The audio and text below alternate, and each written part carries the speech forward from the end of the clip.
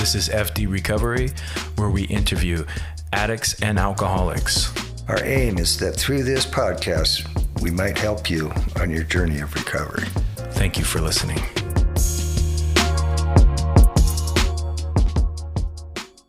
Hello, this is F.D. Recovery. My name is Frank, your host.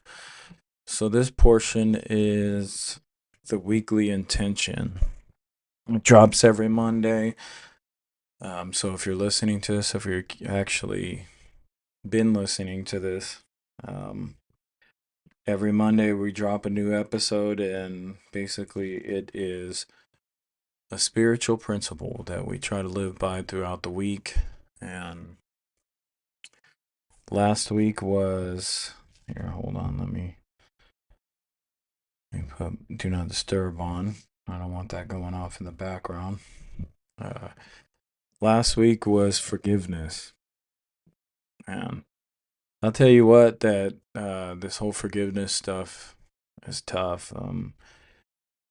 It'll be a different one today. We're going to be working on the topic of service, but I just want to finish up my last intention for last week, which was forgiveness. I'll tell you that forgiveness is a trippy one because, well, let me turn this down a little bit. Forgiveness is tricky because it's just the moment you think you're ready for it, or the moment that you think it comes in your life. For me, it's met with a lot of resistance. At least, I guess, forgiveness for other people, right? Because my ego immediately gets flared up, and that's what I was experiencing this week. I'd love to jump on here and go, everything was just smooth sailing, rainbows, butterflies, and blowjobs. But that's not the case. How it worked for me is it's getting met with a lot of ego. Because I was constantly repeating in my week about forgiveness, when things would pop up. And, in my head, I would love to just be all spiritual and reach that level of forgiveness and be like, ooh, I have now this understanding about life, and I'm just going to kill it. But that's not the case. My ego creeps in pretty fast. And I was pretty surprised on how much resistance was popping up for me. I could just have to speak on my own experience, right?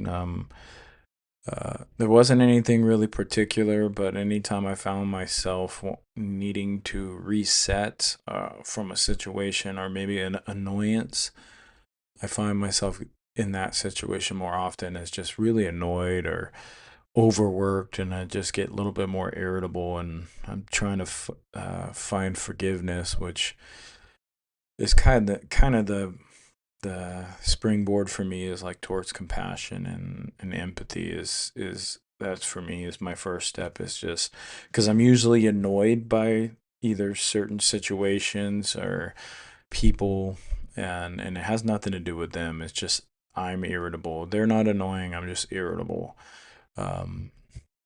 And I realize that with a lot of stuff in my life, if I can learn to take that inner view or that inner perspective, instead of just trying to point fingers, I get a little bit more, how do you say, a little bit more personal power, I guess you would call it.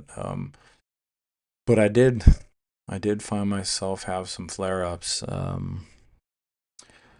I had to forgive myself, right, because of those flare-ups, which was tough because a lot of my ego tries to tell me I'm correct in a lot of situations, and I just got to introduce that, going back to that humility part. But it's all an active participation in your life, right? Especially for me, is because there's so many things that pop up, and so many ego trips, and I like to think I'm always right. So, and my ego's in the business of trying to prove everybody wrong, even if they're right. So, I had to do a lot of forgiveness. I had to do forgiveness yesterday. My wife ended up, pointing some stuff at things about me about sabotage, and he says, everything's going good, and then you start getting paranoid and say off the cuff stuff, and you just try to sabotage. And initially, I wanted to argue and fight, and I just kind of, try to stay as quiet as I could and digest that. And I still owe her an amends on that. I just kind of needed to process it first, but I just had to repeat in my head a little bit of forgiveness, because man, it's a trip, right? I didn't realize I had that self sabotaging so late in the game, because sometimes my ego tells me I got to figure it out or I'm doing good. And then there's comes self sabotage. She's like, you know, you're all lovey dovey, and then something triggers you out, and then you focus on something, and then kind of accuse me of this random stuff that doesn't even correlate to anything in reality. And I'm being vague because I want to respect her privacy, but on my end, it's just insecurities popping up. And right, I had to actively forgive myself, because it was a gross feeling hearing that kind of stuff. And I just had to internalize it, because I didn't quite know how to feel through it that exact moment. But I really had to focus in, and it was yesterday towards my end of my week. I had to really get into that forgiveness part, and I still don't know what it looks like to forgive myself, but I kind of know that I need to slow down, take it easy, turn off that ass kicking machine, that self ass kicking machine, and just give myself a little bit of leeway. Right, I'm gonna make mistakes. I'm not gonna be perfect. My ego likes to get on these super high tech trips and start telling me a bunch of stuff that just isn't true about myself and about you and about everybody that's coming in down the line. And yeah, it was just kind of a trip to learn that stuff about me this week. And and that's what this stuff is all about, right? And just kind of digging a little further, I didn't realize how much I self-sabotaged. Everything's going good. We've had a good week, and I throw some paranoia in the mix, like she's cheating or something. And it was just one comment, and she's like, explain that comment, and I'm just like, man, there I go. I was like, whoa. And she pointed out that I self-sabotage, um and we kind of left it at that. And I was like, wow, that's some real shit. She just pointed out to me, because um it's embarrassing, right? Because I'm at a point where I've killed it so far, so much in life, and I've conquered a lot of these demons that I've faced. And for the most part, I'm a pretty secure person. And but when I let those bad vibes and that spiritual warfare wear me down, and I'm working 70-hour weeks, and I'm not exactly at my tip top pinnacle where I can defend myself against some of these creeping thoughts. That's when it gets me. And we've talked about it in the past, with me and my wife have. And um so she's patient, and thankfully, so I just got to try to be patient with myself too, and actively forgive myself in the moment. Let those bad feelings pass, and try to learn something from it. And I'm gonna have a talk with her this week, and and make an amends for that, because I don't want to live like that, and she don't deserve it, and I don't deserve it. So yeah, that's just some of my forgiveness that I've been actively trying to learn, work in my life. And I just wanted to share that with you guys. I know it's ugly, and I know it's not clean, but that's not why we're here. We're here to heal, and talk about that ugly stuff that's inside us, because if not, it keeps us sick, right? And I hope that somebody could draw from that. And if you're listening to this and you're dealing with the same stuff, and it seems overpowering, like that was a big thing for me is my paranoia. It just took me out. Whether in relationships, I constantly thought somebody was cheating on me. I'd look for clues that weren't there that I'd manifest in my head, and I didn't, and I realized it was all directly connected to my self worth, right? And my inability to forgive myself in certain situations or put, you know, give myself adequate rest. There's it's a certain recipe that if I don't follow that, I really do a disservice to myself and the people around me. Um, and I experienced that this last week. So I just wanted to share that it's not, it's not pretty, right? I'm not here to sound pretty or sound slick because there's nothing about that's cool. And you know, assaulting my, or insulting my wife is not the road I want to be on, and it's a long road of abuse for me. So seeing even just this is such a big win for me. I know it's not ideal to do that kind of crap, but to at least see it on this end and take it easy on myself, um, and just do that active forgiving, right? Giving birth to the compassion and empathy, right? And you even gotta use empathy for yourself and like, hey man, where were you at in that moment in time? Put yourself back in those shoes and just trying to you know, have some empathy and understanding, compassion for your past self and some of the mistakes you've made. I know that's going a little off the cuff, but because that past me still exists in my mind and I hold on to it, right? And just it's like the whole concept of healing your inner child. There's an inner adult, the younger version of you, the 20-year-old, the 15-year-old, the teenager, you know, the 5-year-old, the 6-year-old. There's versions of you inside your mind that you lived, and you got to heal that, right? And taking that empathy, compassion road and really executing it so you can forgive. I realize those really tied together for me this week. I know it's about forgiveness, but I found myself really showing my myself a little bit of compassion and just understanding the mindset I was in at the time and the lack of rest and also putting myself in her shoes, right? Helped me get to that place of forgiveness for myself and um just just her calling me out and saying, hey, this isn't real, right? And her putting in my me in my place like that is a breath of fresh air. So right, I don't want to go too long on the forgiveness because this week is about service. Um,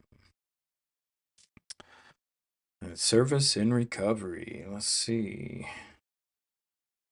Let's type in service and see what old Google has to say about it, right? All right, all right. All right, some basic overview says service is the act of helping or doing something for another person or entity. It can also refer to the work done to keep something in good condition. Okay. Oh, that last part hit hard. So sorry, my cats are rustling in the background. So if you hear them, please forgive those kitty cats. Um, but that last one, it could also refer to the work done to keep something in good condition. Wow. Um, yeah, that's big for me, right? This whole service aspect of that daily maintenance, right? Um, it's an act of service to yourself, right? I didn't even think about it and just till I read that. I know this is not, I'm not reading from any kind of recovery booklet, but it's just kind of looking up a definition. But let's hear the action of helping or doing work for somebody, assistance or advice given to customers during and after a sale of goods. Okay, so there's a whole bunch of different routine maintenance or repair work. Okay, so there's a whole bunch of different versions of. Let's see. Let's see what else. Yeah, so there's a whole lot of ways you can approach this, right? Service to others, but what it means to me, right? I really resonate with that last part, that keeping, the work done and keeping that maintenance going is really kind of what this service does, right? I know you're helping other people, but it really keeps alive your own recovery, right? When you're in that place of service, um, you're kind of maintaining the work already done to keep something in good condition, right? So a little explanation, the way my brain breaks that down is like I did this work, I got clean and sober, I got help through my support group, my higher power really put me on this path, and um, that service piece is giving it back to others, and in a spiritual sense is giving it away kind of keeps it in for myself a good condition, that work I put in, and um, I could really resonate with that, like the maintenance of a car, your haircut, there's certain maintenances you have to keep in this life, and I believe, and that's the way it's breaking it down is that there's certain services, and then there's service to others, right? That's a big one. Is if it wasn't for service, I would not be here today, because my sponsor came in to a rehab where I was at, and I was screwed up beyond repair. Um, and I know everybody says that I was broken beyond belief, and it is true. And where I was at that time, it was my absolute lowest. I've had lows before, but it was a low that had enough desperation for me to actually seek out something different. And if it wasn't for service, I wouldn't be where I'm at right now, right? If it wasn't for somebody coming into the rehab, a complete stranger, mind you, and reaching out to me and walking me through these steps. And just like a good addict, I went through a few different sponsors because first one didn't suit me, or I had a whole bunch of excuses, right? And the crazy thing about excuses is they're all valid. Because if you tell yourself something long enough, the excuse is going to sit in, and you'll convince yourself and you'll convince everybody around you. So the scary thing about excuses is they're all valid, because if you look in your life for things that could be the potential cause for holding you back, you'll find them, because that's the way life works. There's plenty of negative to draw from, right? And I didn't realize that in early recovery, that I was really held back by the mindset, right?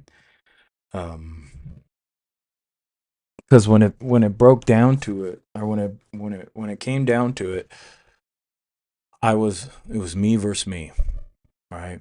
I don't mean to get all philosophical or anything, but it was me versus me, and it was a stalemate every single time.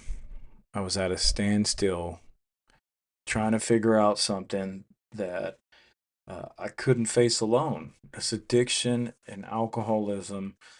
Um, I mean, I was shooting up in every single vein I could find, and blow it out, and continue the mission of just getting high, and until they caught me, until they arrested me. Um, and now this whole life of being getting my ass saved by service, um, I go inside the same recovery house that my sponsor came into and pulled my ass out of the ashes and showed me this recovery, showed me how to do it. And I'm sitting here, I'm doing the same thing in my own little way. Right, I go back for an alumni meeting every week and I give back to these people that were in the same spot as me because I need that constant reminder, right? That service keeps you in it. That service keeps you in it. Um, and service, the whole service thing is, I didn't get too crazy in the NA and AA service structures. That's just not my gig. You know, in early recovery, I was, I was cheering every meeting I could, and you know, 2, 3 meetings a day. Trying to, you know, I was going to that many and trying to do, you know, and then I was cheering 1 to 2 meetings a week, sometimes even 3 a week. From what I remember, when there was times of losing the fellowship location down, you know, by the NCFNA or whatever it's called, WNCFA NA location down by Memorial, and we just went into the park, and down that out or down that alley, I was shit. I was doing maybe a couple of days sometimes because either I would show up for the meeting and the secretary wouldn't show up because it was in blistering cold, and I totally understand it. So yeah, I mean, there was times where I was in it to win it like that, and you know, and then COVID hit, and um, it really stopped my service big time. I was taking guys to boxing from Project Hard, um, but at that point, when COVID hit, I don't want to go down the COVID rabbit hole, but this is the way it worked for me, and in which pertains to service is when COVID hit, it stopped all my service positions. Right, and my sponsor always warned me about service-based recovery. And I didn't know what it was until I experienced it. Right, that was so way it worked for me. I was so in it. I was here, and my ego was like, oh yeah, I'm cheering this meeting, I'm cheering that meeting, blah blah blah. You know, and I'm not running around saying this, but I'm running around doing this and just getting a big head, right? And then it wasn't all just ego, but you know, when you're in service-based recovery, it's like you're just trying to your ass is on fire and you're just doing anything and filling your time to kind of put it out. And uh, I was doing some actual step work at the time, but not enough, right? I had other stuff to fill in the gas, but once COVID hit, it stopped everything. And I just got into a new relationship, which is now my wife, and once all my all my service in my recovery stopped, and then I wasn't doing enough work. I was still doing work, don't get me wrong, but I wasn't doing enough work to subsidize the immediate stop of meetings and all my service I was involved in. And so the work that, or the time that I was filling in with all this service crap and all these meetings, and I was just filling time, um that's I didn't realize it was a balancing act, right? And so when my sponsor said service-based recovery, all my service position stops all at once, and I didn't realize I was just filling my time with all this bullshit, right? Don't get me wrong, it wasn't bullshit, but at the time it was the bullshit I was addicted to. And that's where I had to tie that into. Am I just filling my time with just stuff, just like I did at the needle? Just put it with stuff, right? Put anything in that spoon to you know, to just numb me. And I really had to take a hard look at that, right? And around that time, and some of you that know me know this story, is I had flare-ups, anger, right? I haven't been in a relationship that I have not been violent in.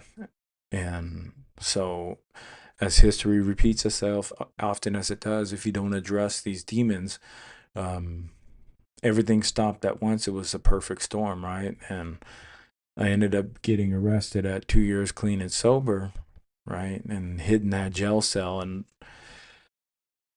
it was a trip. If you could, you know, I've told this story a lot, but I think it's important to let people know that there was a lot of service-based recovery that um, was the, I wouldn't say causality, but there was a correlation. Like I said, it was a perfect storm. It was a mixture of a lot of miscalculations, and um, but it was also a lesson. Because if I didn't go through that, I wouldn't. That little outburst with my wife would still be violent, right? And I'm proud to say, since that, I have not have a violent outburst. In my relationships or outside of my relationships. There's a couple close calls with some neighbors, just because they were completely out of line, and that's some stuff I had to work with my sponsor too. He had a reality check me. It's like, hey, bud, you can't live this way, and today I'm working on that stuff. I'm less reactive to these neighbors because they do whatever they can to kind of get under your skin, and um, so without getting too much in the mess of that, it was a reality check, right? Learning that this whole service thing could have a double edged sword, and realize that I was just passing the time. I was just filling the blank. I was just trying to stay in the static, right? And that I didn't realize that I was doing that, and I really had to check in with myself about just filling my time like I was, just trying to stay in the static. And it was really eye opening for me, right? It's kind of easy to get lost in the ego of things, right? And when you got stuff to pass the time, and you got all these meetings to fill in, and all these pretty girls to talk to, and all your friends, and it's just a good old time, and there's like 3 or 4 meetings a day, and you can really put in some static, right? And especially in still pretty much early recovery, 2 years clean and sober, I wasn't doing all bad, right? But I didn't realize in this new relationship um how much I hadn't faced. And going back to that service piece, right? I had to really look at that portion that my sponsor always talked about, that service aspect. And if you got, and if you're out there doing that right now, I don't mean to throw any dirt on you, but if you can, man, get with your sponsor and start talking about that, right?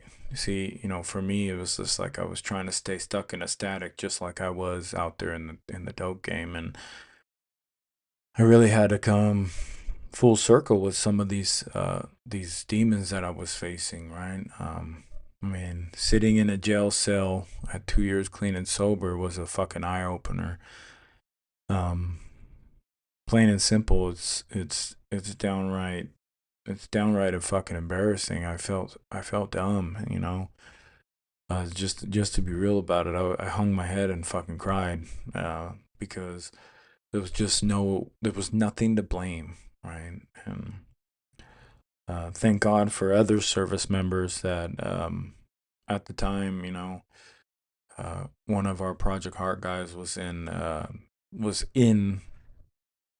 the jail, and he worked there at the time, and it was just a blessing, right? To see what my work up to that moment got me, because it got me a lot of love, even though I was arrested, right? And thankfully, shortly after that, the charges were dropped, but um, and they were dropped pretty fast, but immediately I started working, right? And I started doing what I need to do, and I started doing some service on self, right? Started serving myself, meaning I started doing the self work, right? That daily maintenance. Right? Service is just not service for others. It's that daily service that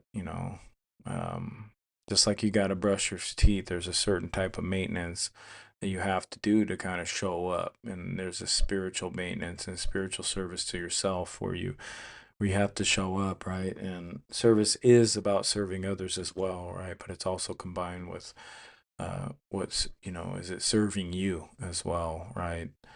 In a positive way. Because usually if it's good for you, um, on a spiritual level, it's pretty contagious, and it can kind of be translated over to different situations in your life and with other people. I'm not saying everything, right? But a good majority of it with the spiritual context is, it'll definitely, it's contagious, right?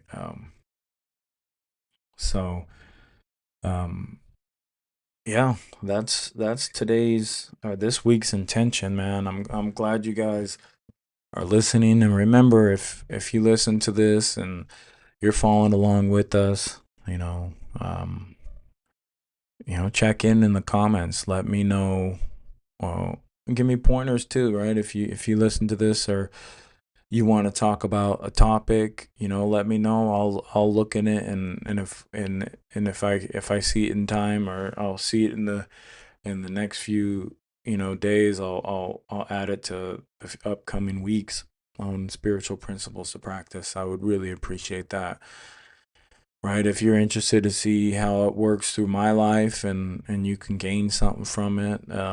Also, see, post some stuff about forgiveness from last episode, and this, look throughout your week where you can be of service to other people, but also service to yourself too, right? That daily maintenance. I know it sounds a little selfish when you say it like that, but the reality is, man, you got to maintenance yourself, right? So just jump in those comments and let me know exactly how it worked for you for this coming up week, and how you plan to maybe pay attention to that stuff, right? That think of service this week, right? That's that weekly intention. I'm glad you guys tuned in. This is F.D. Recovery. I'm your host, Frank. Again, if you're new to recovery, I love you, man. Just stay with it. Just stay with it, because you got something to give to this world. And if you could hone this in and get some days behind you, and get a sponsor, work the steps, read the literature, hit your meetings, man, your life could fucking change. I promise you that. Guy, girl, does not matter. What doesn't matter what you identify as. What matters is we're here for a spiritual purpose, and we're trying to heal, right? So, again, this is FD Recovery. My name is Frank. I'm out.